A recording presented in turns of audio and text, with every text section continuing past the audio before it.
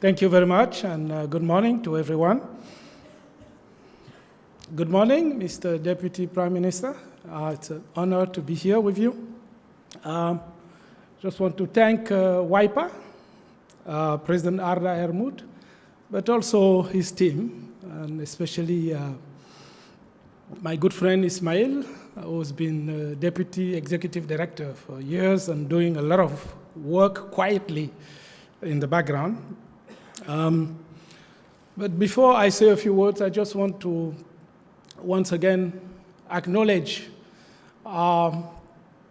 Turkey as, I really believe, an indispensable nation in today's world.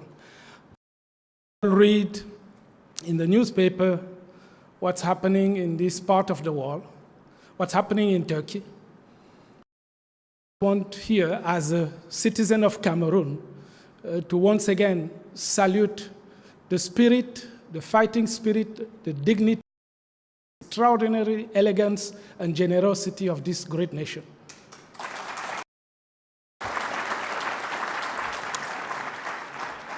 Well, I was struck by the theme for this year's conference, inclusive investment and a sustainable future. And then I just listened, like everyone in the room, to the speech by the WIPA president. And I thought, when I was listening to him, Ban Ki-moon could have made this same speech, exact same speech.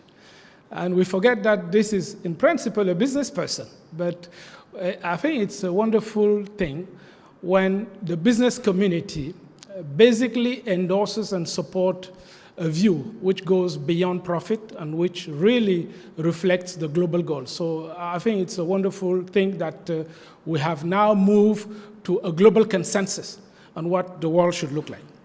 I would like to talk about two broad themes. First, why I believe the theme of this year's conference is very important and relevant. And second, what I think we should be doing or doing a little more. Why is the theme of this year's conference important? First, the FDI numbers are not very good. I think later on you will hear from James Zhang, who is a director at UNCTAD, who is compiling some of the statistics.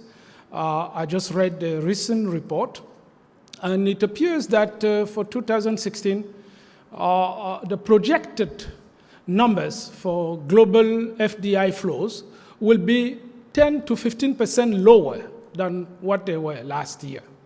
Of course, they are projected to increase next year and in 2018, but still that's a major cause of concern, and that's certainly a big reason for us being here. Second, well, these bad numbers reflect, unfortunately, the situation, the weakness of the global economy. We've been now 8 years out of the 2008 crisis, but we seem to be slowly adjusting to a low growth world, which is, I believe, unfortunate. I believe it's unfortunate because the fragility of the global economy is, in my view, due to mainly bad macro policies at the global level, and to be perfectly honest, to some lack of courage and political courage in some places in the world. Now, why do I say this? Well, most mainstream economists will say the reason why global growth is low is mainly because of lower productivities in advanced economies, and of course, lower commodity prices in developing countries. These are the two things that you hear all the time from the major economic think tanks in the world. There is probably some truth to that. It's clear that a country like the US, which has almost reached full employment, will have to experience some lower level. But I personally don't really believe that that's really the main reason. I think the main reason is just the weakness of aggregate demand. And I think that people in this room, mostly from the business community, should be making that point more forcefully with policymakers around the world so that policies are adopted to boost global aggregate demand. Now, sometimes I wonder if people from a very far away planet were watching us. Let's say people from planet Mars watching, they would be stunned at many things. But from a purely macro point of view, they would be surprised to see that there are certain regions in the world where there is excess capital, excess savings, and then in the same planet, on the same planet, you have many other regions where saving deficits and a lot of investment opportunities, profitable investment opportunities. I'm sure the Martian will be wondering, what's wrong with these people on Earth? How can they find a way to channel excess savings from surplus countries, and there are quite a few of them, into the productive investment possibilities that exist elsewhere? And of course, that would generate win-win for everybody, because productive investment, let's say in Bolivia, in Cameroon, or in Vietnam, would generate demand for capital equipment goods in rich countries. And of course, that will create jobs in rich countries. So everybody will win. It will be a win-win. I wonder how we can, with all the brains that we have on Earth, we haven't been able to find ways to channel the excess savings, and there's excess savings. The fact that we have low interest rates certainly reflects that, into these productive investment possibilities. So this brings me to my second and last point, which is, what should we be doing? First, I think we should be having a more candid conversation and a more accurate diagnostic of the situation, and to recognize that excess saving countries should be encouraged, explain why it is in everybody's interest that they channel their excess savings into profitable investment opportunities elsewhere. Now, I know the role of central bankers have been controversial in recent years because people expect them to do everything. I'm not a central banker, but I think that they have done quite a good job, by and large. They've done what they were supposed to do. They intervened after 2008 to save the financial sector, the financial system in advanced economies.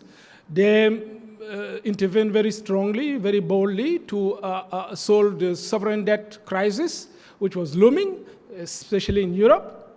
And they've been doing whatever they can on the monetary policy front to have very low interest rates and even negative interest rates. But we cannot expect them to solve the major problem, which is boosting aggregate global growth. I think that job is the job of most of the people in this room, the private sector, working more closely with government institutions and international organizations. So I think we should have a clearer and more bold global collective vision. And the one that came out of the speech of the president of WIPA this morning is certainly something along the line of what I have in mind. In terms of strategies, of course, I think we should all be focusing on creating new financial instruments to channel excess savings into profitable investment. And in this particular point, I must say that the recent G20 summit, which took place in Hangzhou, China, was quite encouraging. I really like the outcomes, and especially the call for industrialization in not only in Africa, but in less developed countries. But I think they could have gone one step further by being a little more explicit on what exactly should be done to achieve these goals. I read the very long final communique, and I didn't see in there a very specific prescription for what institutions like the World Bank should be doing. Or UNIDO, my former home, which I think should be an indispensable partner in any global conversation. because there is no way we can achieve the 2030 global goals without industrialization in developing countries. There's just no way. I know some people are thinking that it may be possible to jump from subsistence agriculture in poor countries into modern services. It's a fantasy. It will not happen for one good reason. These countries don't have the skill set. The labor forces in Africa and in developing countries do not simply have the skill sets to get into sustainable services, the modern services that generate good jobs. It's the IT industry, the banking industry, the insurance industry. You need people who are trained. And most people in the labor force in developing countries simply don't have those skills. So what is needed is to develop labor-intensive industries that actually absorb the existing labor force with the existing skill set in developing countries. And UNIDO is at the core of that agenda. It's, in my opinion, the only international organization which has the neutrality and the expertise to do that, and its role should be boosted and encouraged. I feel very serene to say that, since I no longer work for them, so I can be accused of just doing their publicity. But I think that the UNIDO's agenda has to be central to anything that WIPA and the world does. I also believe that institutions like MIGA, the Multilateral Investment Guarantee Agency at the World Bank, should be called to do even more to help business people in bolder contract, bigger contract, more ambitious contracts.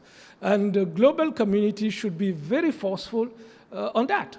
Of course, regional development banks like the African Development Bank, the Asian Development Bank, the Inter-American Development Bank should be called to do even more. And I think that WIPA should consider having with each one of these regional development banks a memorandum of understanding of things to do, a work program with specific, concrete, monitorable, deliverable that everybody can see, the kind of things that can be done. Now, everything doesn't have to be investment. But sometimes investment requires that we also have trainings.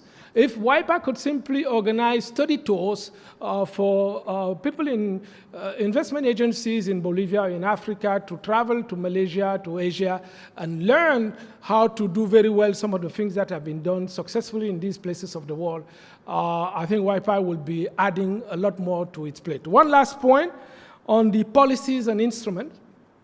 I think, and I say this whenever I have the opportunity to talk to business people and investors, one important tool which is still under use, in my view, is industrial parks. I mention this in particular because the reason why there is not enough investment in developing countries is because of their business environment, which is sometimes suboptimal, the bad governance, the uncertainty, and things like that. But investment park, industrial parks are great tools to circumvent these issues. In an industrial park, you can have excellent governance, even if you don't have excellent governance in the entire country. You can have excellent infrastructure, even if you don't have excellent infrastructure in the entire country. You can do a lot of good. So I think we should all be thinking more about that.